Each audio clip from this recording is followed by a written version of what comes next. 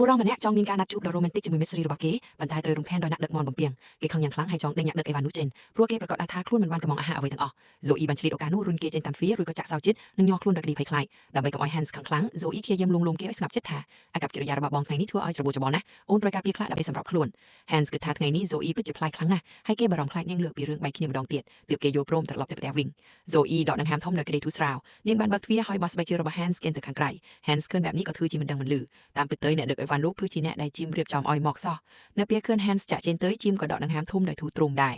គេបានតាមការពារ Zoe ជាប្រចាំដើម្បីកុំឲ្យនាងត្រូវខ្មាស់គេនៅក្នុងកម្មវិធីជួបជុំមិត្តរួមថ្នាក់គេបានទៅរក Henry ហើយប្រាប់ថាមានកម្មវិធីជួបជុំមិត្តរួមថ្នាក់ Henry មិនយល់ថាវាមានន័យយ៉ាងណានោះទេ Jim ក៏និយាយថាឯងនិង Zoe ធ្លាប់មានការយល់ច្រឡំកាលពីរៀនវិទ្យាល័យបើឯងទៅបានសូមទៅចូលរួមកម្មវិធីនោះទៅដើម្បីដោះស្រាយការយល់ច្រឡំទាំងឡាយឲ្យជ្រៅស្លន់ដោយមិនដឹងពីរឿងនេះ Zoe កំពុងតែបារម្ភរឿងជ្រើសរើសសម្លៀកបំពាក់នៅពេលមើលទៅគ្រឿងសម្អាងដែលមានពណ៌ឆើតពេកនាងក៏ក្រវីក្បាលកាលពីលើកមុននាងបានពាក់ក្រវីងคล้ายៗដែល Annie ឲ្យជាមួយនឹងសម្លៀកបំពាក់ដែលហួសសម័យ Annie ថែមទាំងបានទិញមួកដួតនាងមកពាក់ទៀតផងហើយធ្វើជាសរសើរនាងថាស្អាតប៉ុន្តែតាមពិតវាមិនសមនឹងនាងតលថាសក់វាគ្រាន់តែធ្វើឲ្យនាងមើលទៅអន់ថយប៉ុណ្ណោះនាងបានត្រឹមឈរមើល Annie ជជែកលេងជាមួយ Hans យ៉ាងសប្បាយរីករាយហាក់ដូចជាពួកគេជាគូស្នេហ៍ពិតប្រាកដនឹងគ្នាការគិតទៅរឿងនេះធ្វើឲ្យ Zoe មានអារម្មណ៍ថាវាជារឿងដ៏គួរឲ្យអស់សំឡេងបំផុតប៉ុន្តែលើកនេះនាងមានមិត្តភក្តិពិតប្រាកដម្នាក់ហើយនាងមិនចាំបាច់ទ្រាំនឹងការមើលងាយរបស់ Annie ទៀតទេនាងមានអារម្មណ៍ក្តៅៗនៅពេលនៅជាមួយ Lucy Zoe ប្រាប់ថាកាលពីមុននាងធ្លាប់ត្រូវគេធ្វើបាបដូច្នេះនាងមិនទាន់សម្រេចចិត្តថានឹងទៅឬមិនទៅនោះទេ Lucy សួរថាហេតុអ្វីបានជាមនុស្សទាំងនោះរើសអើងនាង Zoe ខ្លួនឯងក៏មិនដឹងមូលហេតុច្បាស់ដែរ Lucy គិតថាពួកគេគួរតែស្វែងរកមូលហេតុអីឃើញដើម្បីរំដោះខ្លួនពីស្រមោលអតីតកាលដ៏ឈឺចាប់នេះ Zoe គិតថាវាសមហេតុផលណាស់ដោយមានជំនួយពី Lucy នាងបានផ្លាស់ប្ដូររូបរាងពីកូនទាអាក្រក់ទៅជាស្រីស្អាតដ៏គួរឲ្យទាក់ទាញ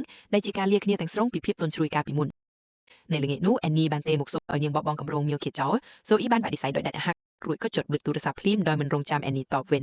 Annie ស្រឡាំងបឹងតើ Zoe ហ៊ានធ្វើបែបនេះដាក់នាងតាំងពីពេលណានាងបានផ្ញើសារមកជាបន្តបន្ទាប់ដើម្បីរំលឹក Zoe ថាកុំភ្លេចមកញ៉ាំសាច់អាំងហើយកុំភ្លេចពាក់ក្រវៀងដែលខ្ញុំឲ្យនាងចង់ឃើញ Zoe ខ្មាស់គេនៅក្នុងកម្មវិធីបន្ទាប់មកនាងក៏បានទៅជួបប្រធានផ្នែកដោយបញ្ចេញឫកពាបញ្ចូលហើយធ្វើចរិតគួរឲ្យស្រឡាញ់រហូតបញ្ជួយចិត្តប្រធានផ្នែកឲ្យដាក់ឈ្មោះនាងនៅក្នុងគម្រោងនោះបានសម្រេច